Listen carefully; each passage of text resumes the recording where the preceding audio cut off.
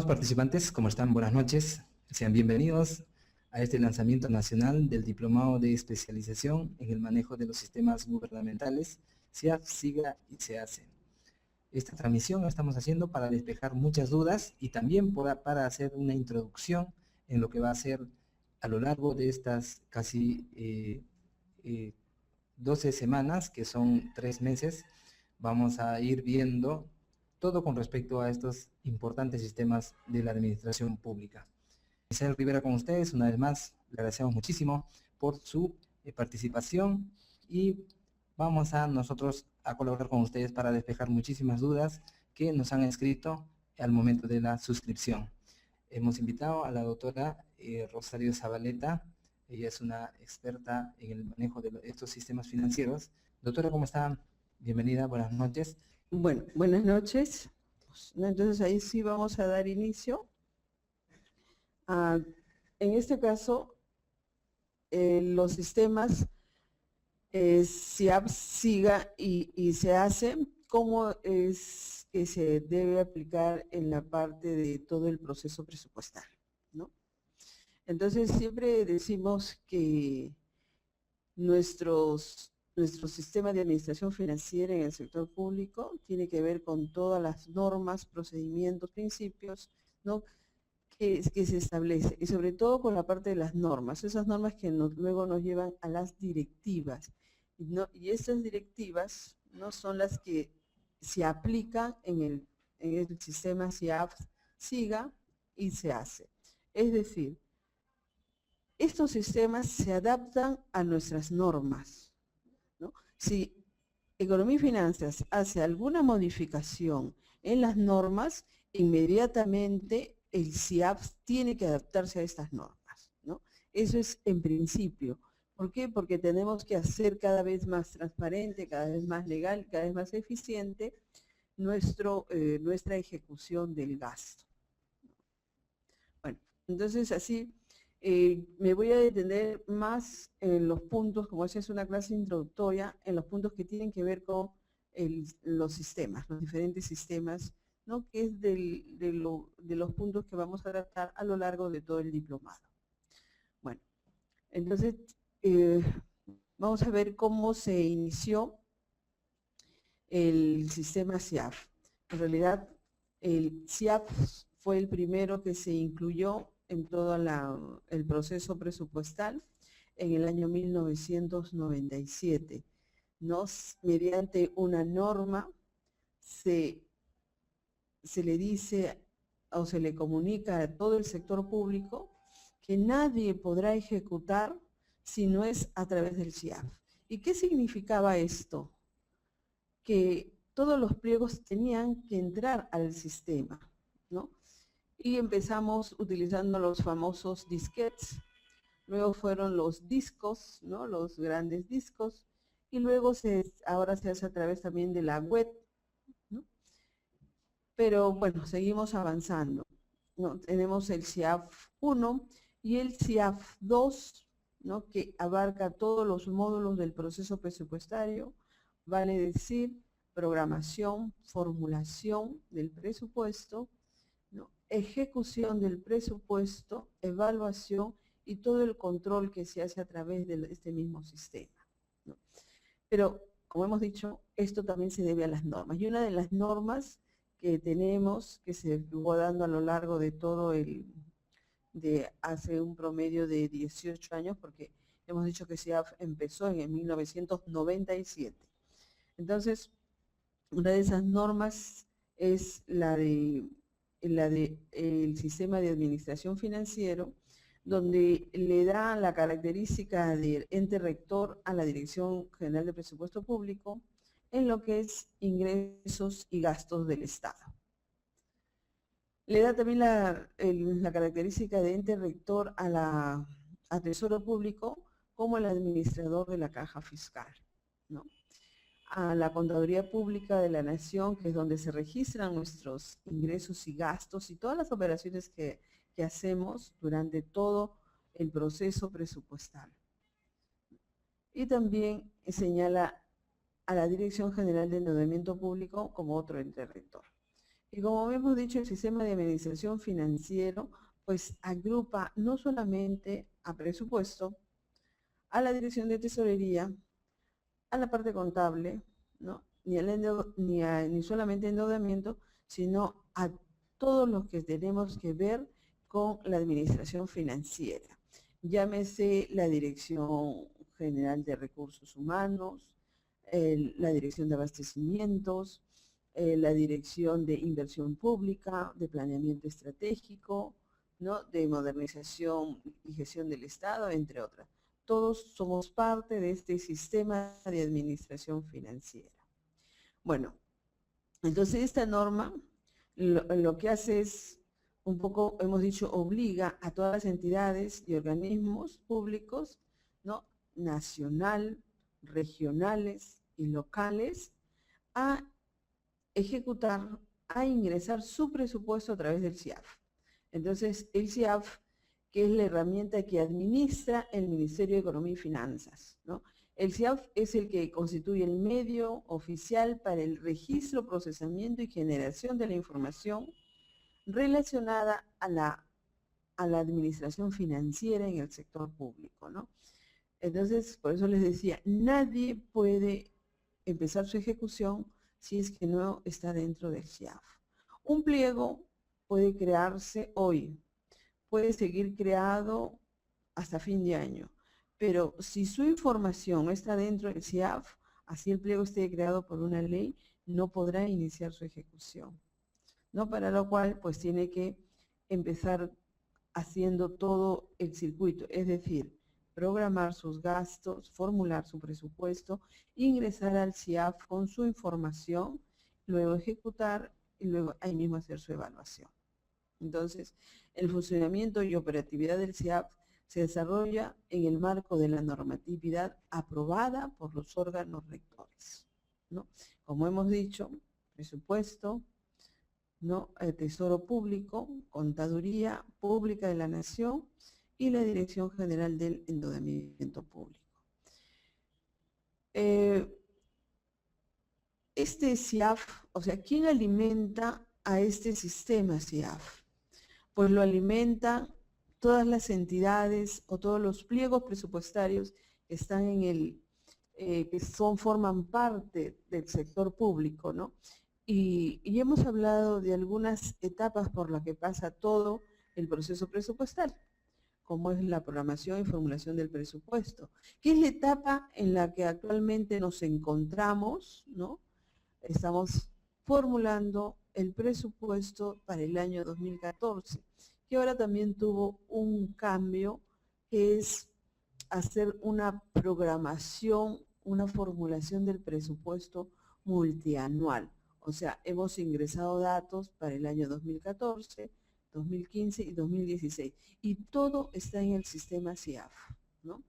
Luego tenemos la ejecución, que es durante todo el ejercicio fiscal, es decir, durante todo el año, ¿no? Esa información va ingresando a la parte financiera, a la parte contable, ¿no? Y luego, posteriormente, también del mismo CIAF, de acuerdo a las operaciones que vamos haciendo, ¿no? De gastos, de ingresos, de pagos, de compromisos, de devengados, va saliendo la evaluación. Asimismo, la deuda pública, lo que paga Economía y Finanzas, tiene un gran archivo en este sistema CIAF. Entonces, todas las entidades ingresan su información a través de su monitor, de su computadora. Esta información va directamente a la gran base de datos del Ministerio de Economía y Finanzas, ¿no? El pliego, al ingresar esta información, también puede sacar sus reportes para mejorar su gestión. Este servidor que se encuentra, o esta gran base de datos que se encuentra en el Ministerio de Economía y Finanzas, también está conectada con el Banco de la Nación, ¿no? Porque si el pliego o la entidad, ¿no? O el ministerio ejecuta o efectúa un giro, inmediatamente el proveedor va y puede cobrar al Banco de la Nación, ¿no? Y todo se hace a través del sistema. También a través de este sistema sale lo que se llama la rendición de cuentas, ¿no? Y a su vez también esta gran base de datos del MEF está conectada a la página web de Transparencia Económica, ¿no? Donde la información está detallada de qué presupuesto tiene la entidad, ¿no? Hasta el último nivel, quiero decir, hasta el nivel de meta presupuestal, hasta el nivel de fuentes de financiamiento, de genéricas del gasto, de específicas del gasto, hasta el último, por eso decimos hasta el último nivel encuentran la información en esta página web que está dentro de Economía y Finanzas, Transparencia Económica, a la cual puede entrar cualquier persona, ya sea del sector público, del sector privado o cualquier ciudadano, ¿no?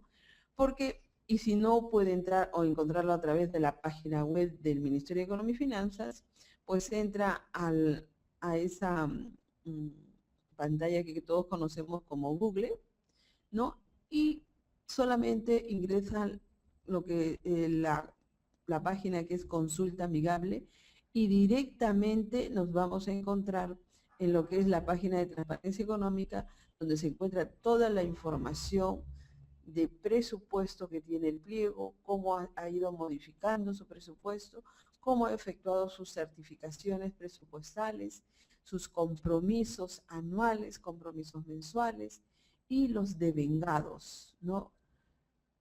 Asimismo, figura los giros que ha efectuado el pliego y hasta los pagos.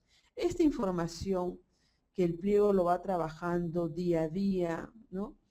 Ingresa a la gran base de datos del MEF y va directamente, hemos dicho, a Transparencia Económica o la Consulta Amigable, y la entidad lo puede ver solamente con un retraso de 24 horas. ¿Sí? Bueno, entonces, esto es un poco para presentarles lo que es nuestro CIAF, ¿no? Y cómo está conectado a su vez con las diferentes entidades, ¿no? Los usuarios, que nosotros le decimos nuestros usuarios o nuestros clientes, ¿no?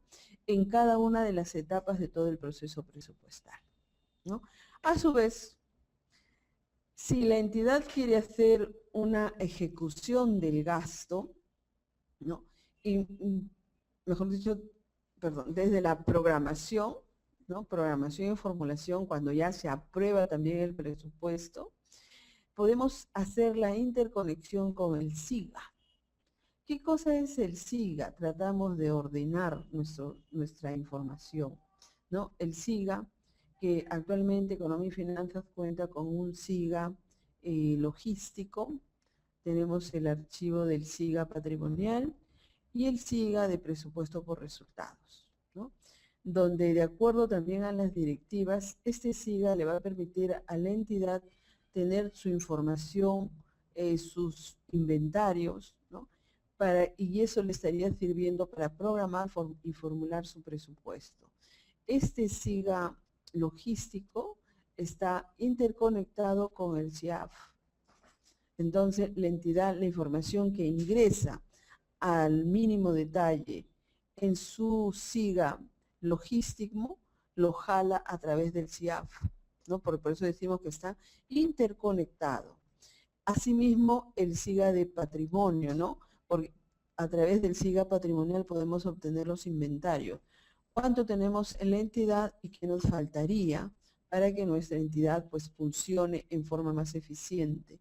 Igual, ¿no? El SIGA patrimonial está interconectado en las diferentes fases. Cuando hablo de fases me refiero a la formulación, a la ejecución, ¿no? Está interconectado con nuestro SIAF. Y en el caso de el SIGA de presupuesto por resultados, en realidad se llama SIGA de presupuesto por resultados, pero este SIGA tiene que ver también con la parte de planeamiento, porque conecta todos los objetivos institucionales, objetivos generales, ¿no? Objetivos específicos que tenga la entidad, los conecta con el programa presupuestal con enfoque en resultados, ¿no? Esto es a manera general de cómo está interconectado el SIGA con nuestro CIAF, con nuestra gran base de datos.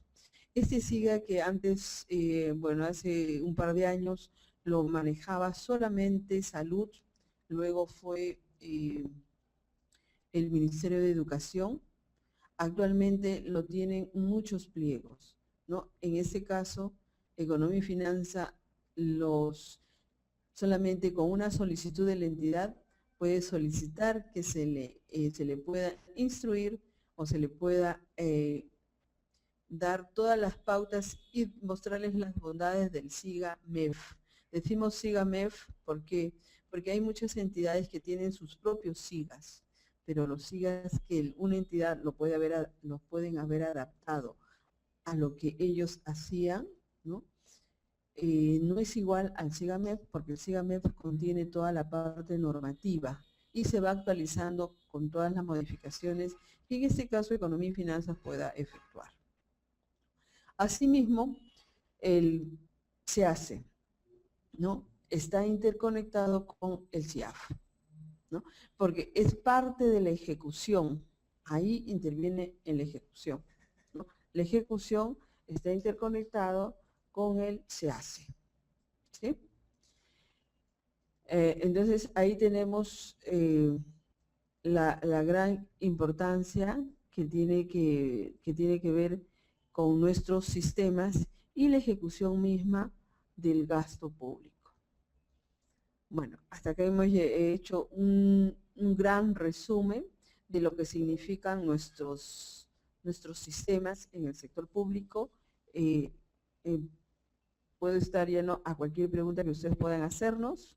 Bien, entonces vamos a continuar dándonos de repente más luces para que ustedes puedan tener más claro con respecto al manejo de estos importantísimos sistemas que, como bien lo ha planteado la doctora Rosario Zabaleta, está enfocado directamente con la normativa que el ente rector, en este caso el Ministerio de Economía y Finanzas, lo dictamine.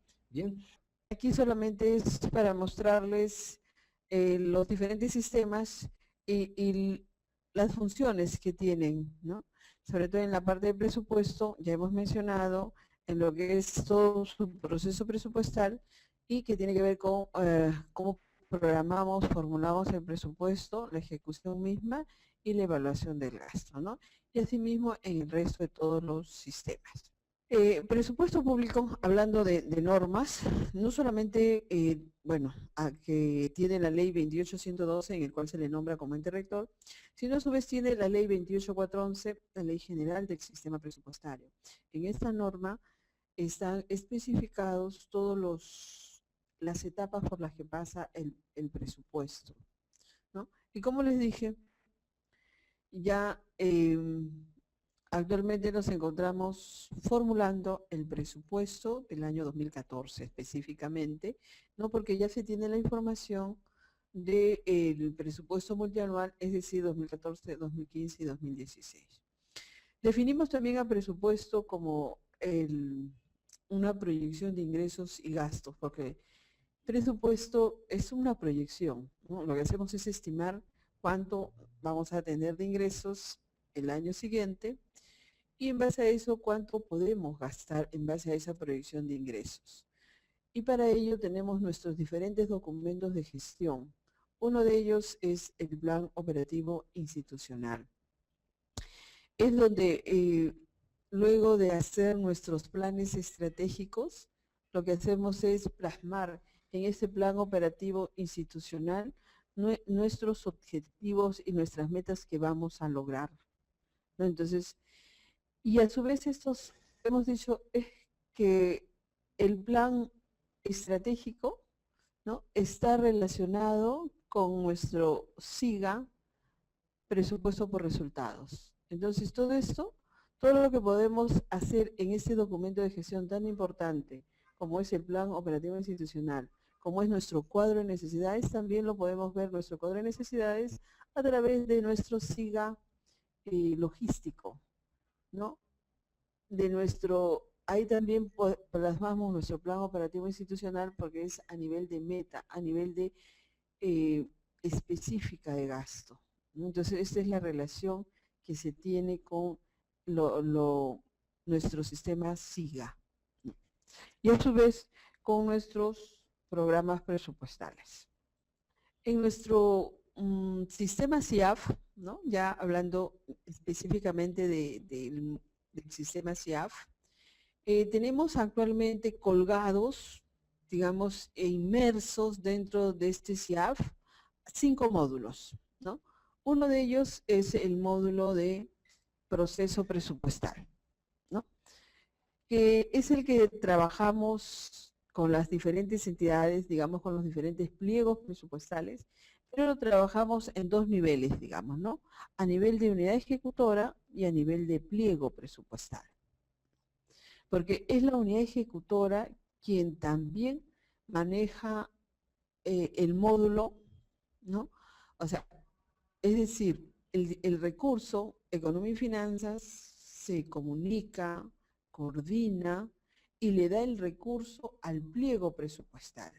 Pero el pliego presupuestal es el que reparte a cada unidad ejecutora, ¿no? Entonces, por eso es que decimos, trabajamos a nivel unidad ejecutora y a nivel pliego presupuestal, con la diferencia que la unidad ejecutora informa a su pliego, ¿no?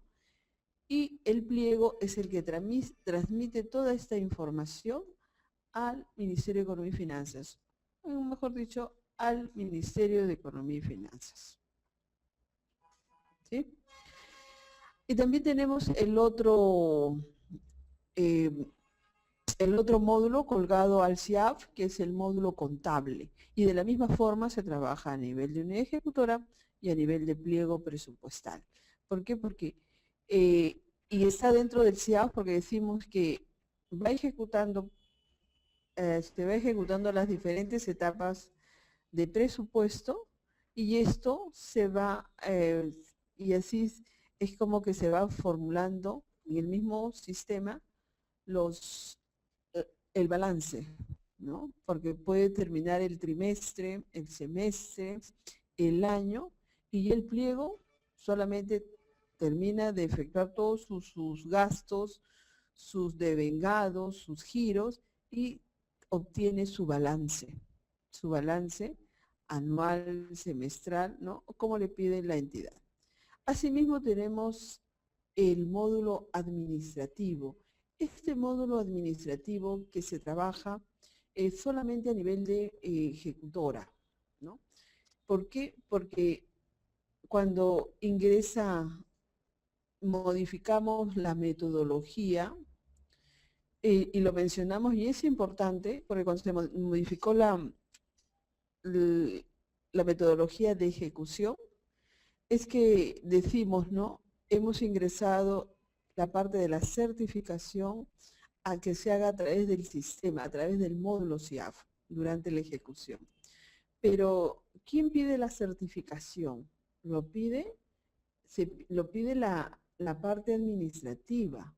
Y como dice la directiva, como dice la misma ley de presupuesto, es el administrador o a quien éste delegue el que pide la certificación para empezar a ejecutar el gasto. Y se lo pide a través del sistema SIAF a presupuesto. O sea que la información viaja a través del SIAF, ¿no? Del sistema administrativo al sistema presupuestal, ¿no? Y a su vez el presupuesto le contesta y le puede dar el ok para que si hay recursos y le certifica, por eso se llama certificación presupuestal, que existen los recursos para que se inicie el gasto, ¿no? Y decimos que se inicia el gasto y aquí llamamos certificación precisamente es a separar el recurso, con lo cual ese recurso ya no puede ser tocado por la parte presupuestal debido a que ya está separado para un gasto determinado, como lo ha pedido el administrador a través de su SIAF, ¿no?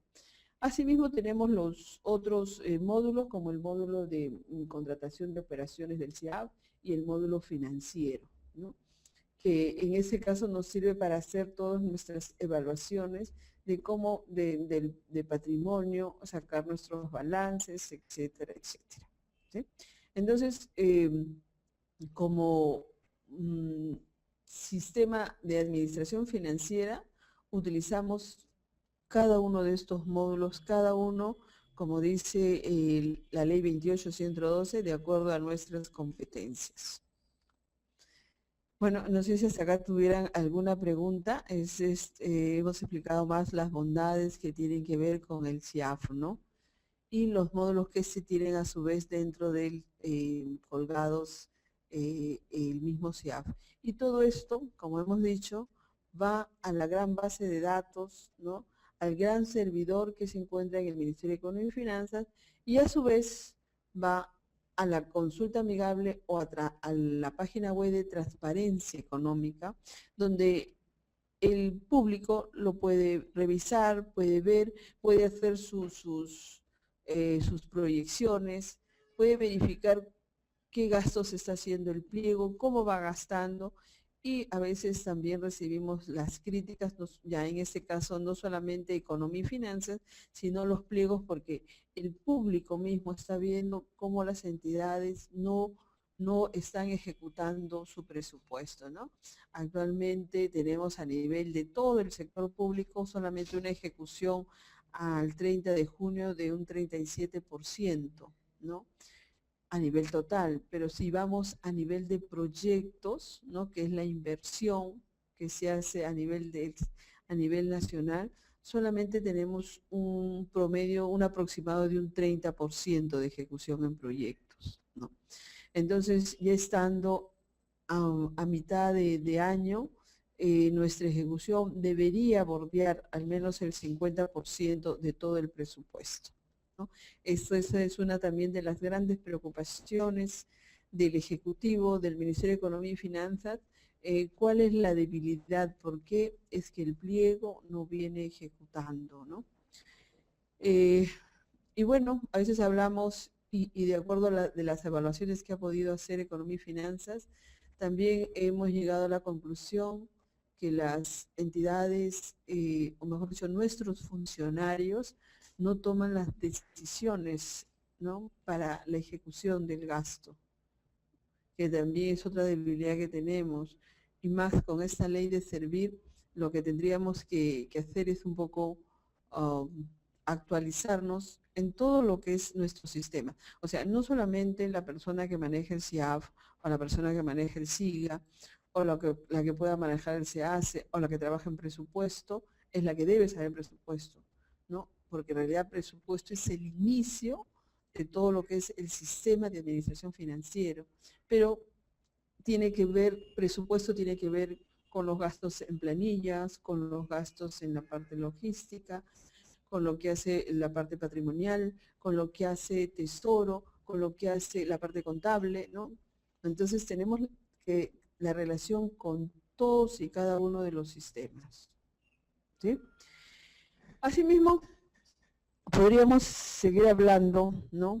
En relación a nuestros, a ver, nos hemos quedado acá.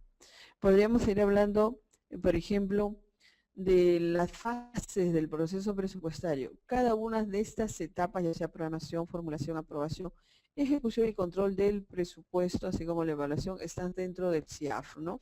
Cada una de estas etapas en un determinado periodo, ¿no?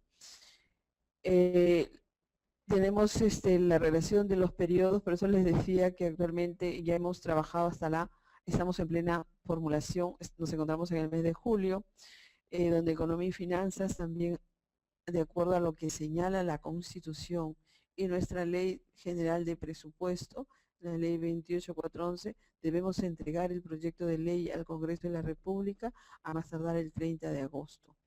Esta norma, a su vez, debe ser aprobada a más tardar el 30 de noviembre del año, ¿no? Y también debe ser publicada por el mismo Congreso. Luego de aprobada, el Congreso tiene 15 días para aprobar la ley de presupuesto para el siguiente ejercicio. hemos dicho que la ejecución es todo el año fiscal, o sea, de enero a diciembre del año, ¿no?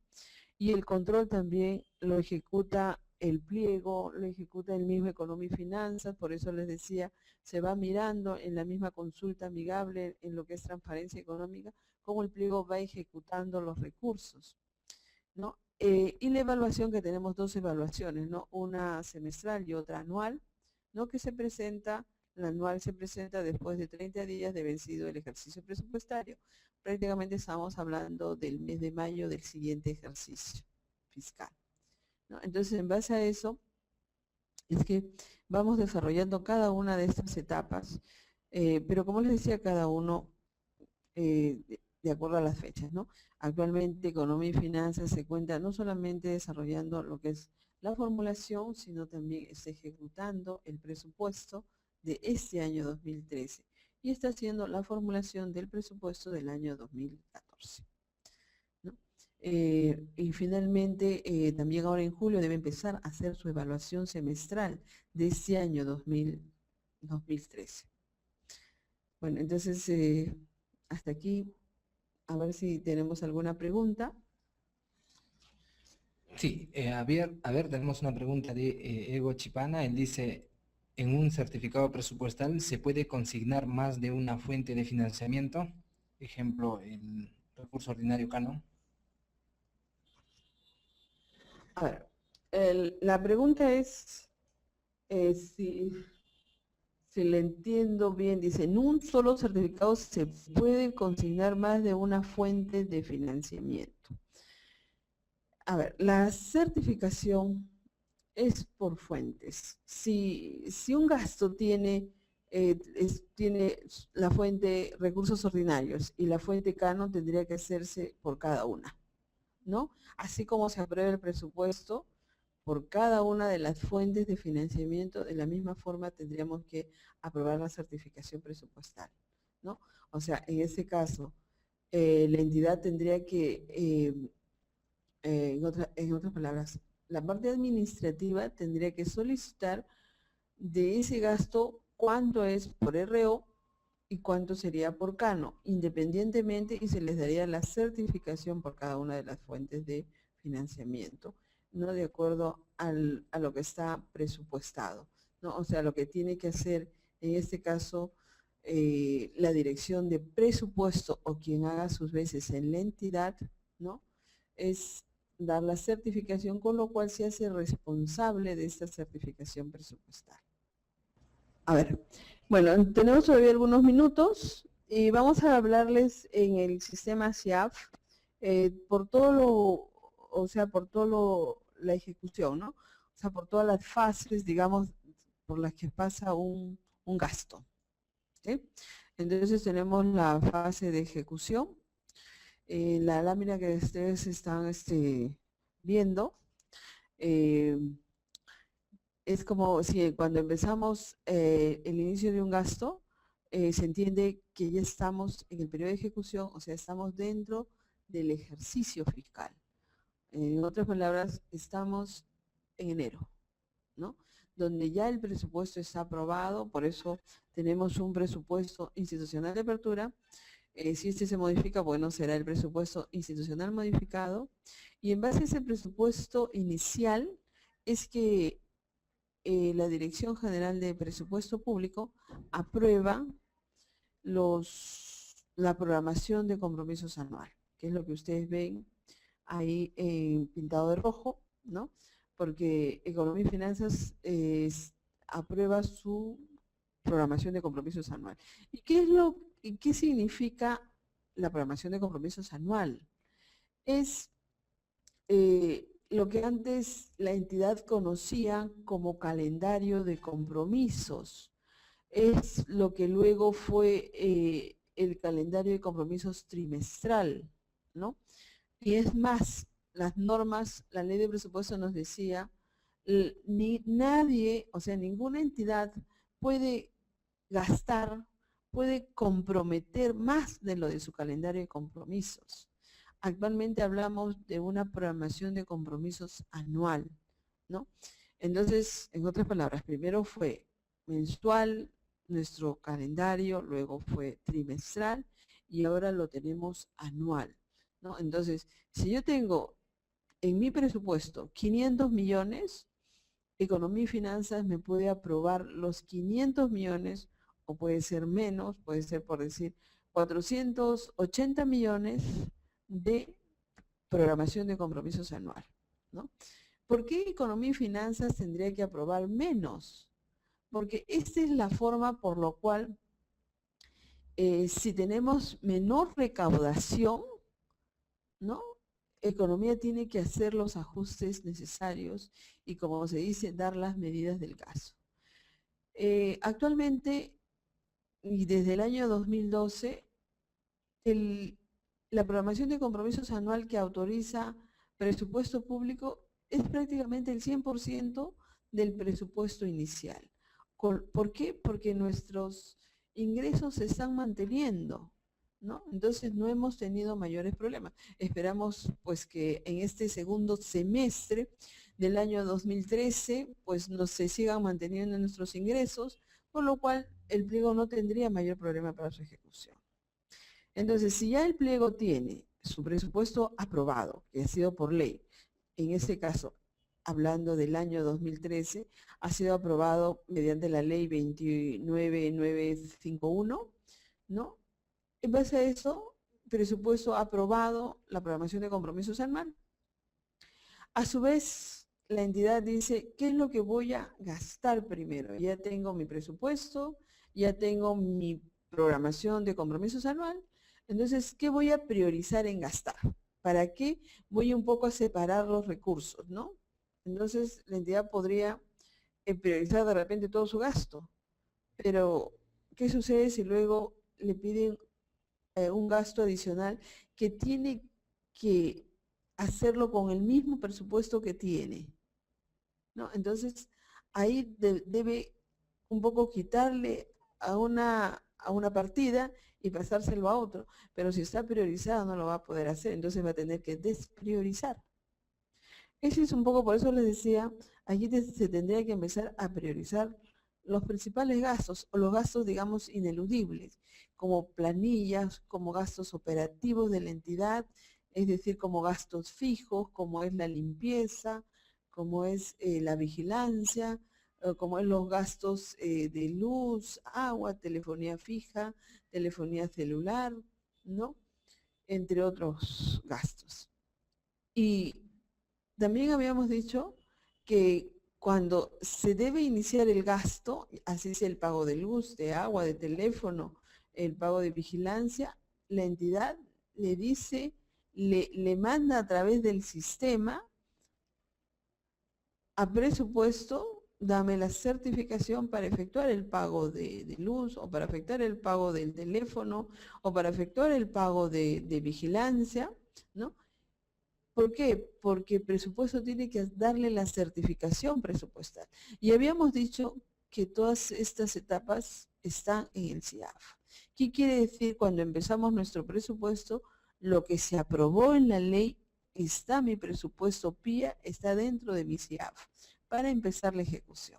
Cuando presupuesto aprueba la programación de compromisos anuales, también le transmite a cada una de las entidades a través del sistema, le dice, esto es tu PCA, ¿no? Por eso que la entidad puede empezar a ejecutar su gasto, ¿no? Por eso es que prioriza y luego va a certificar.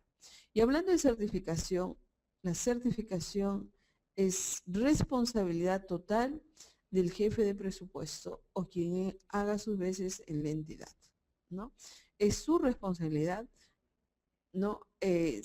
Ahora, si la administración ejecuta o inicia la ejecución de un gasto y no tiene certificación presupuestal, sí será responsabilidad del funcionario que inició la ejecución sin tener una certificación presupuestal, ¿no? Y eso es parte, porque esto va a ser parte del expediente para poder efectuar el pago, ¿no?, de un gasto. Bueno, y así podemos llegar, si ya se dio la certificación, ¿no? La entidad dice, inicia su gasto, ¿no? Y para pasar a la siguiente etapa, ¿no? Ese gasto que lo inició, por más pequeño que sea, tendría que tener un compromiso. Pero, ¿cómo es que comprometemos a través del SIAP? Comprometemos a través de un documento que se llama contrato. Comprometemos a través de una resolución del titular del pliego, ¿no? Comprometemos a través de una planilla, ¿no? Cuando tenemos la planilla del personal activo, del personal pensionista, del personal CAS, ¿no? Etcétera. Entonces hay un documento de por medio y la relación de todos esos documentos también Economía y Finanzas la autoriza a través de las directivas que publica, ¿no? Entonces, en el compromiso, si no tenemos esos documentos, como es un contrato, una resolución, etcétera, no podemos comprometer, ¿no? Ya sea para el mes o ya sea para el año, no podríamos comprometer.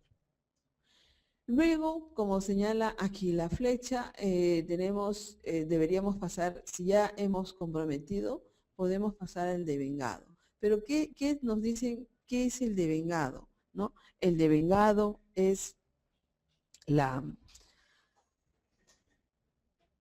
obligación de pago, ¿no? Y en la obligación de pago, sí, ya el pliego tiene que tener la factura, tiene que tener el nombre del proveedor, el RUC del proveedor y sobre todo tiene que haber ingresado el bien a la entidad y tiene que haberse prestado el servicio. Por eso decimos es la obligación de pago. Pero también en el caso de nuestras normas decimos algo más. El devengado es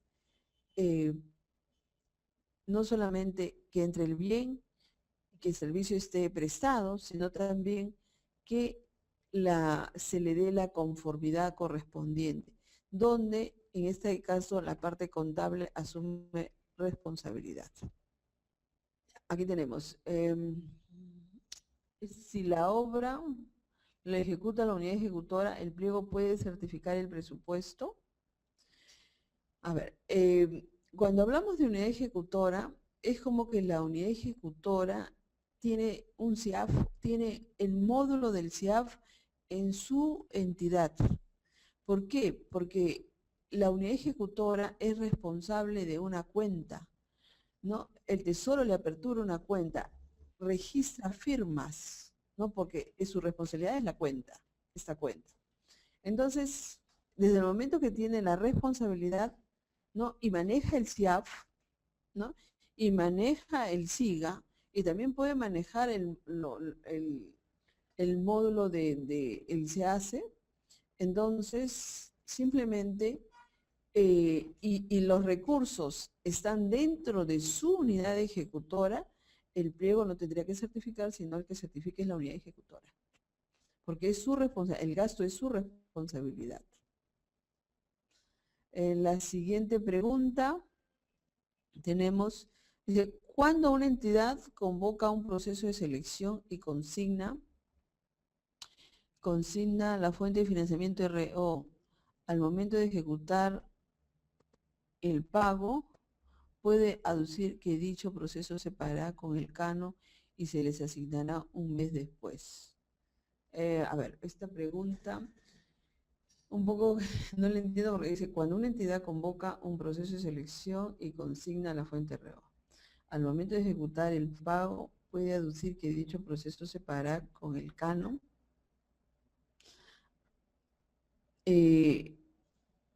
No lo podría hacer. ¿Por qué? Cuando tenemos, a ver, cuando tenemos se autoriza el presupuesto, ¿no? Se autoriza el presupuesto institucional de apertura y hablamos de la ley de presupuesto, ahí nos figura los recursos para proyectos, ¿no? Entonces, si en ese caso hablando específicamente de la parte de proyectos, ¿sí? Si estoy hablando de la parte de proyectos, los recursos que tiene un proyecto no pueden ser transferidos a la parte de gasto corriente.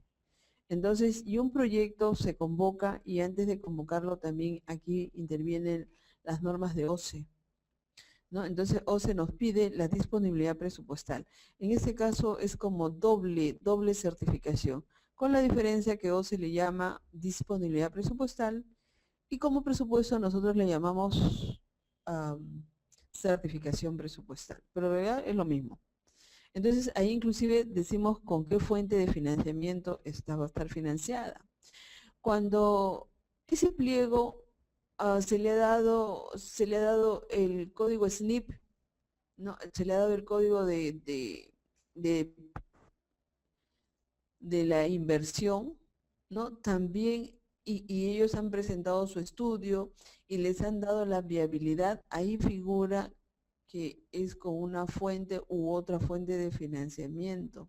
En todo caso, tendríamos que cambiar esos documentos para poder hacer el pago con otra fuente de financiamiento, porque estaríamos entrando como eso se le conoce en presupuesto como sustitución de fuentes, ¿no? Ahora, en ese caso estamos hablando de todo un proceso de selección, ¿sí? Entonces y si lo hemos puesto en el proceso de selección que va a ser con la fuente de recursos ordinarios y le hemos dado, acuérdense que antes de iniciar este gasto también hemos dado una certificación por RO. Entonces, ¿cómo después vamos a decir que se va a pagar por canon?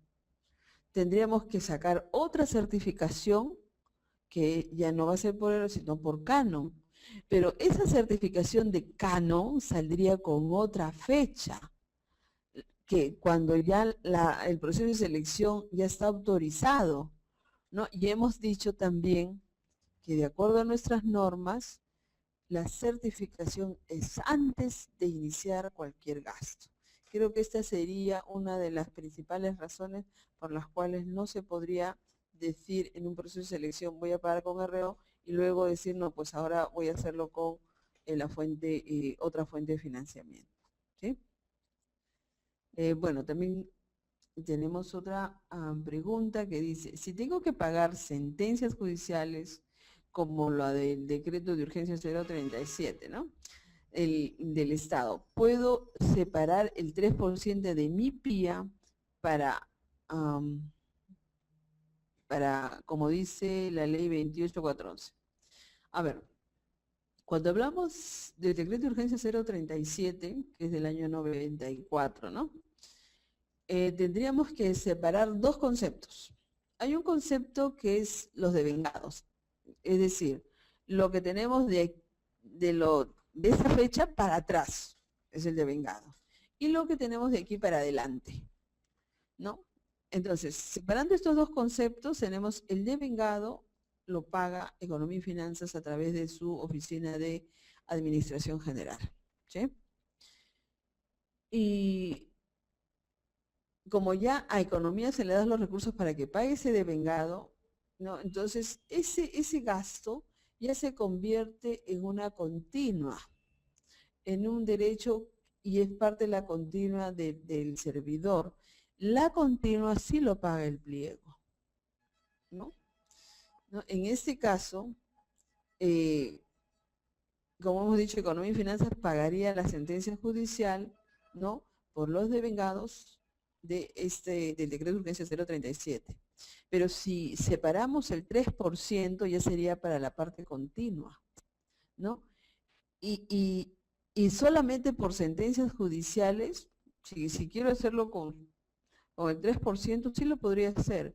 Y bueno, de acuerdo acuérdense que el 3% es del total menos la planilla. Entonces quizás este 3% lo tenga en bienes y servicios. ¿Cómo hago para pasarlo a que sea continua y lo pague a través de la 1, que es personal y obligaciones sociales, ¿no? Pero bueno, el artículo 9 de la ley 29951, si no me equivoco, dentro de sus excepciones para ampliar, ¿no? Ampliar los recursos en la genérica 1, personal y obligaciones sociales, sí contempla esta excepción, que por pago de sentencias judiciales, ¿no?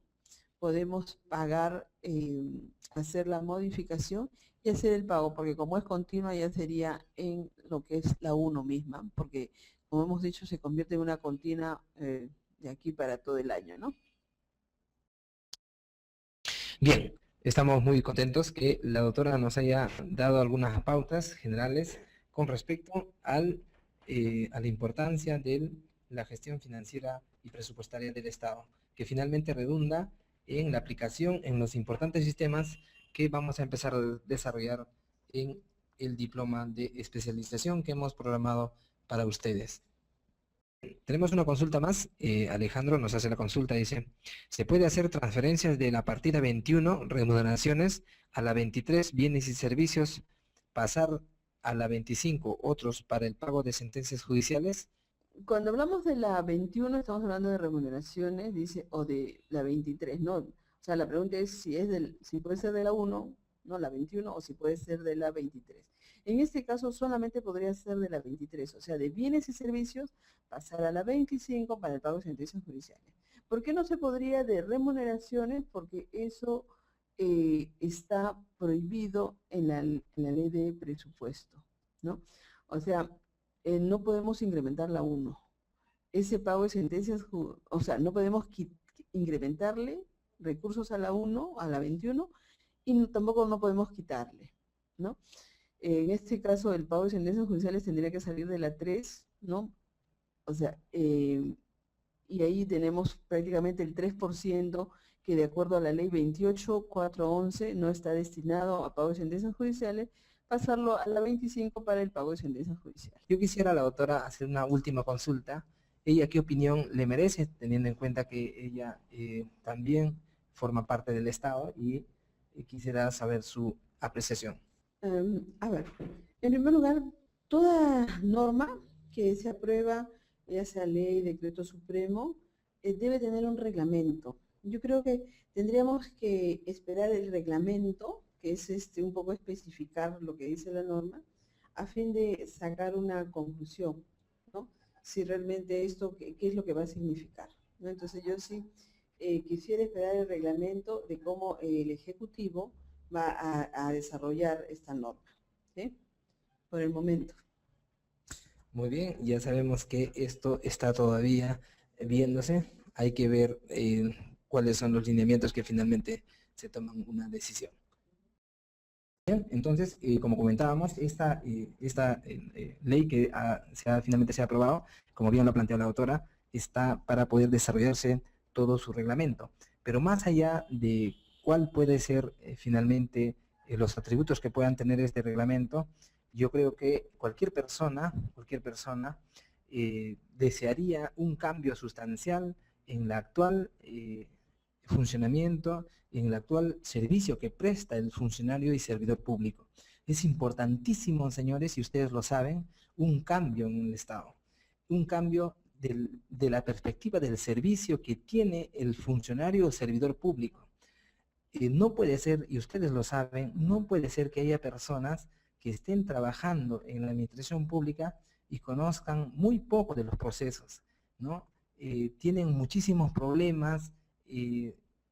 Ustedes saben que las organizaciones cada vez están siendo sometidas a mayor presión por parte de la sociedad, por parte de las empresas, por parte de otros estados, etcétera, etcétera, y hace que esta colapse. Hay mucha burocracia, hay mucha gente que está más por partidos, más por apellidos que en sí por un mérito que ellos puedan estar en determinados puestos. Y eso es nocivo para una gestión, para un Estado que tiene reconocimientos económicos internacionales. Ustedes lo saben, ¿no? En qué coyuntura económica nos representan o otros países tienen referencia de nosotros. Entonces, tenemos que ir a la marcha a la par. A mi concepto personal, yo creo que es saludable que haya estos cambios, esta unificación. No puede ser que haya distintos regímenes laborales que tengan beneficios disparejos, ¿no? Evidentemente esto ha tenido que cambiarse en buena hora.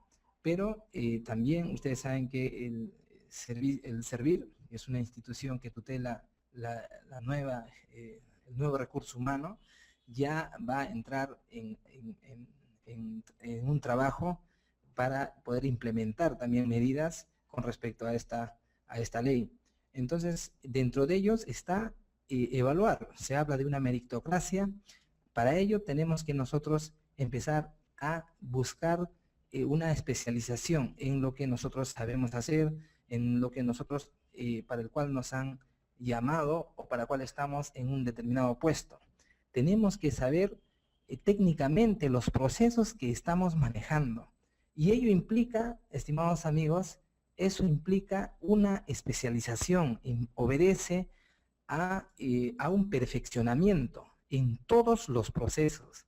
Estamos hablando de instituciones, muchísimas instituciones, ¿no?, que sus procesos a veces están demasiadas cargadas, y esto hace que las instituciones y el Estado en sí sea muy, pero muy lenta en determinadas gestiones.